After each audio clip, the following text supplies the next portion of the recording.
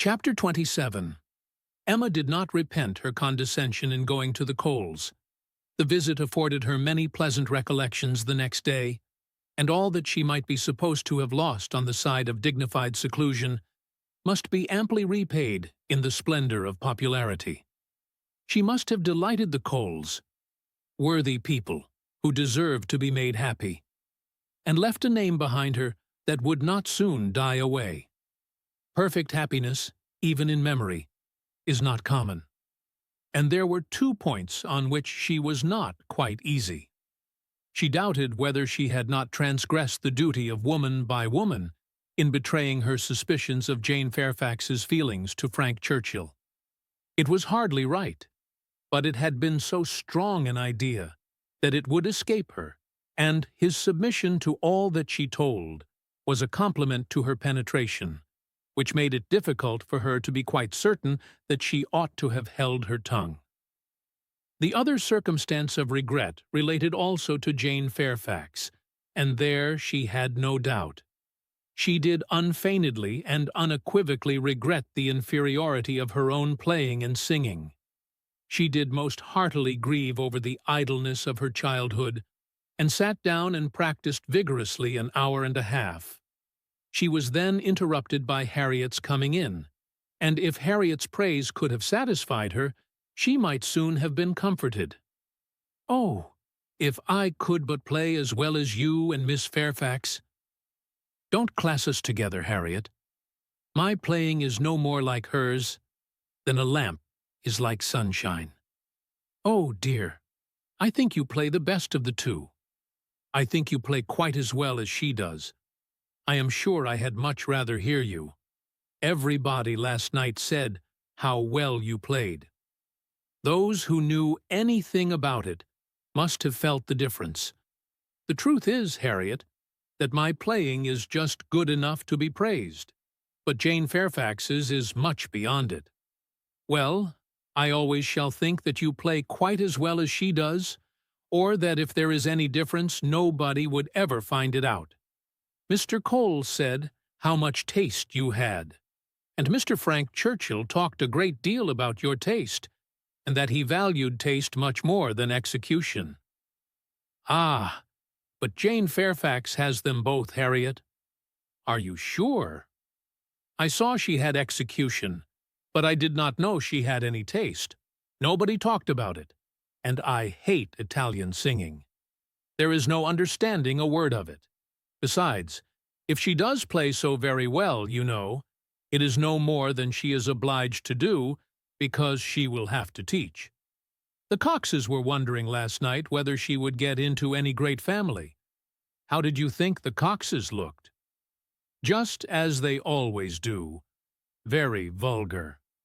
"They told me something," said Harriet, rather hesitatingly, "but it is nothing of any consequence." Emma was obliged to ask what they had told her, though fearful of its producing Mr. Elton. "They told me that Mr. Martin dined with them last Saturday." "Oh, he came to their father upon some business, and he asked him to stay to dinner." "Oh, they talked a great deal about him, especially Anne Cox. I do not know what she meant, but she asked me if I thought I should go and stay there again next summer. She meant to be impertinently curious, just as such an Anne Cox should be. She said he was very agreeable the day he dined there. He sat by her at dinner. Miss Nash thinks either of the Coxes would be very glad to marry him." "Very likely. I think they are, without exception, the most vulgar girls in Highbury." Harriet had business at Ford's. Emma thought it most prudent to go with her. Another accidental meeting with the Martins was possible, and in her present state would be dangerous. Harriet, tempted by everything and swayed by half a word, was always very long at a purchase, and while she was still hanging over muslins and changing her mind, Emma went to the door for amusement. Much could not be hoped from the traffic of even the busiest part of Highbury. Mr. Perry walking hastily by, Mr. William Cox letting himself in at the office door, Mr. Cole's carriage horses returning from exercise, or a stray letter boy on an obstinate mule, were the liveliest objects she could presume to expect. And when her eyes fell only on the butcher with his tray, a tidy old woman travelling homewards from shop with her full basket, two curs quarrelling over a dirty bone, and a string of dawdling children round the baker's little bow window eyeing the gingerbread, she knew she had no reason to complain, and was amused enough, quite enough still to stand at the door. A mind lively and at ease can do with seeing nothing, and can see nothing that does not answer. She looked down the Randalls Road. The scene enlarged. Two persons appeared. Mrs. Weston and her son-in-law. They were walking into Highbury, to Hartfield, of course. They were stopping, however, in the first place at Mrs. Bates's, whose house was a little nearer Randall's than Ford's, and had all but knocked when Emma caught their eye. Immediately they crossed the road and came forward to her, and the agreeableness of yesterday's engagement seemed to give fresh pleasure to the present meeting. Mrs. Weston informed her that she was going to call on the Bateses in order to hear the new instrument. "For my companion tells me," said she, "that I absolutely promised Miss Bates last night that I would come this morning. I was not aware of it myself. I did not know that I had fixed a day, but as he says I did, I am going now." "And while Mrs. Weston pays her visit, I may be allowed, I hope," said Frank Churchill, "to join your party and wait for her at Hartfield, if you are going home." Mrs. Weston was disappointed. "I thought you meant to go with me. They would be very much pleased." "Me? I should be quite in the way. But perhaps I may be equally in the way here. Miss Woodhouse looks as if she did not want me. My aunt always sends me off when she is shopping. She says I fidget her to death, and Miss Woodhouse looks as if she could almost say the same. What am I to do?" "I am here on no business of my own," said Emma. "I am only waiting for my friend. She will probably have soon done, and then we shall go home. But you had better go with Mrs. Weston and hear the instrument." "Well, if you advise it.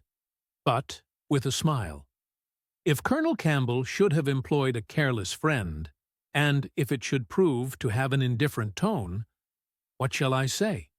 I shall be no support to Mrs. Weston. She might do very well by herself. A disagreeable truth would be palatable through her lips, but I am the wretchedest being in the world at a civil falsehood." "I do not believe any such thing," replied Emma. "I am persuaded that you can be as insincere as your neighbors when it is necessary. But there is no reason to suppose the instrument is indifferent. Quite otherwise indeed, if I understood Miss Fairfax's opinion last night." "Do come with me," said Mrs. Weston, "if it be not very disagreeable to you. It need not detain us long. We will go to Hartfield afterwards. We will follow them to Hartfield. I really wish you to call with me. It will be felt so great an attention, and I always thought you meant it." He could say no more, and with the hope of Hartfield to reward him, returned with Mrs. Weston to Mrs. Bates's door. Emma watched them in, and then joined Harriet at the interesting counter, trying, with all the force of her own mind, to convince her that, if she wanted plain muslin, it was of no use to look at figured, and that a blue ribbon, be it ever so beautiful, would still never match her yellow pattern. At last it was all settled, even to the destination of the parcel. "Should I send it to Mrs. Goddard's, ma'am?" asked Mrs. Ford. Yes, to Mrs. Goddard's. Only my pattern gown is at Hartfield." "No, you shall send it to Hartfield, if you please. But then Mrs. Goddard will want to see it. And I could take the pattern gown home any day. But I shall want the ribbon directly, so it had better go to Hartfield. At least the ribbon. You could make it into 2 parcels, Mrs. Ford, could not you?" "It is not worth while, Harriet, to give Mrs. Ford the trouble of 2 parcels. No more it is. "No trouble in the world, ma'am," said the obliging Mrs. Ford. "Oh, but indeed, I would much rather have it only in one." "Then, if you please, you shall send it all to Mrs. Goddard's. I do not know. No, I think, Miss Woodhouse, I may just as well have it sent to Hartfield, and take it home with me at night. What do you advise?" "That you do not give another half-second to the subject. To Hartfield, if you please, Mrs. Ford." "Aye, that will be much best," said Harriet, quite satisfied. "I should not at all like to have it sent to Mrs. Goddard's." Voices approached the shop, or rather, one voice and two ladies. Mrs. Weston and Miss Bates met them at the door. "My dear Miss Woodhouse," said the latter, "I am just run across to entreat the favor of you to come and sit down with us a little while and give us your opinion of our new instrument. You and Miss Smith." "How do you do, Miss Smith?" "Very well, I thank you." "And I begged Mrs. Weston to come with me, that I might be sure of succeeding. I hope Mrs. Bates and Miss Fairfax are—" "Very well. I am much obliged to you. My mother is delightfully well, and Jane caught no cold last night. How is Mr. Woodhouse? I am so glad to hear such a good account. Mrs. Weston told me you were here." "Oh, then," said I must run across. I am sure Miss Woodhouse will allow me just to run across and entreat her to come in. My mother will be so very happy to see her, and now we are such a nice party, she cannot refuse." "Aye, pray do," said Mr. Frank Churchill.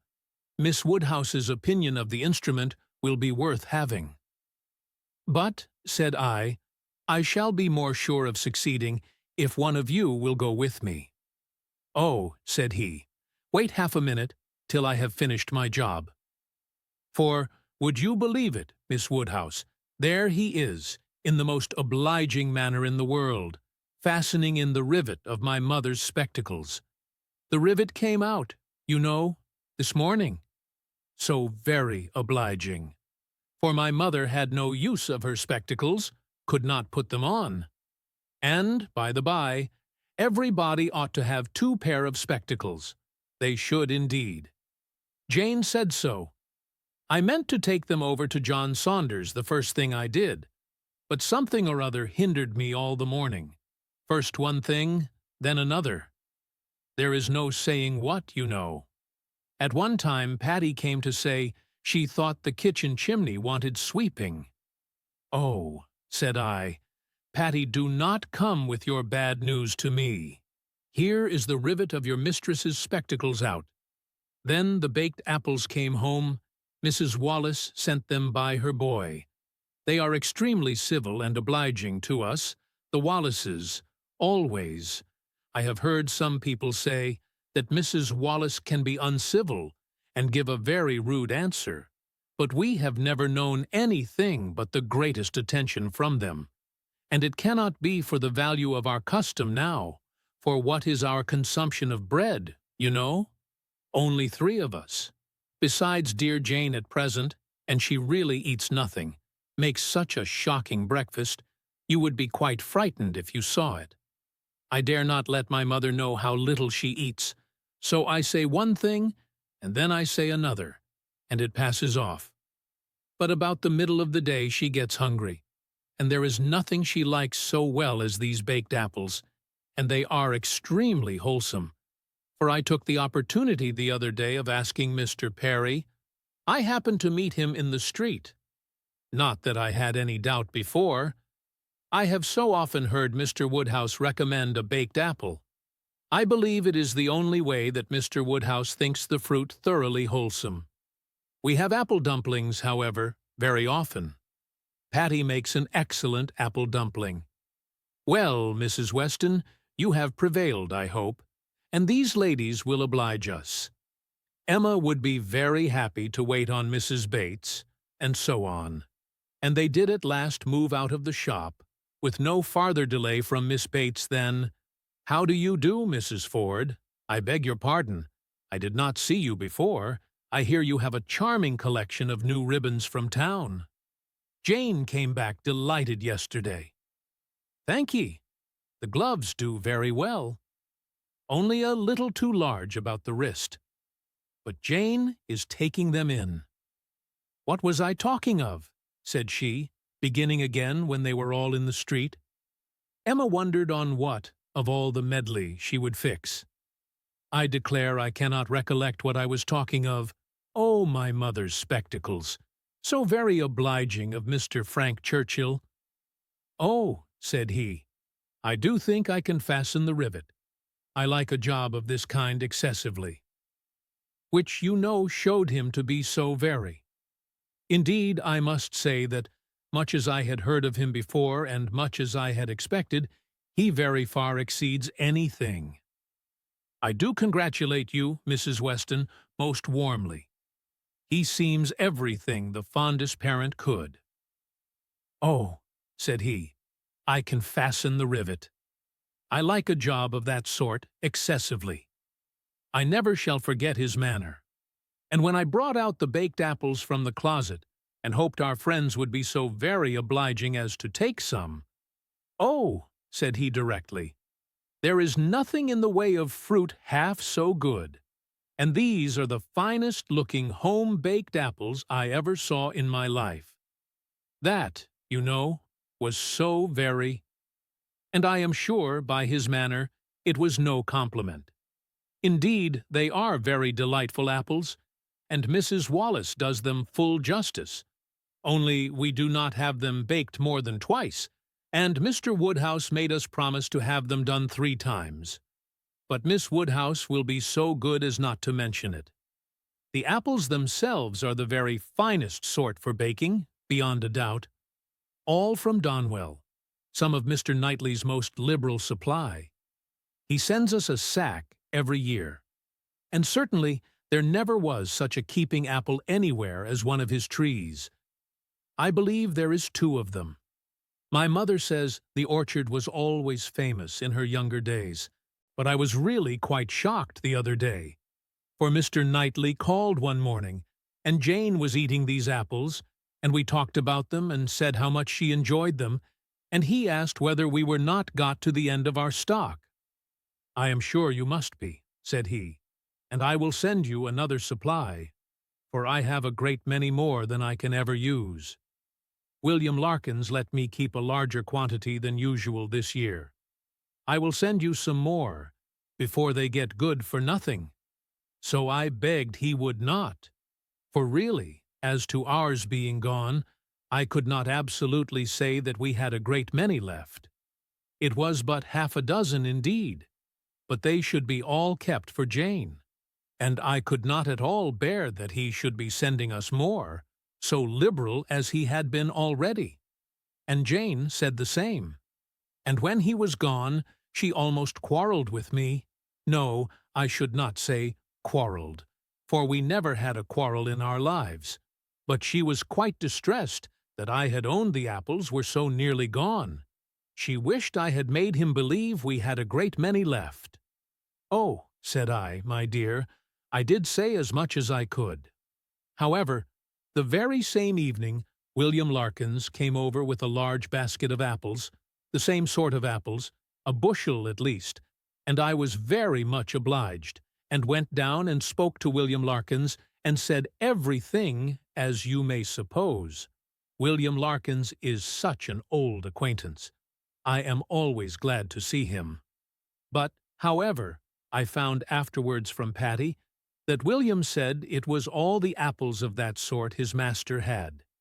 He had brought them all, and now his master had not one left to bake or boil.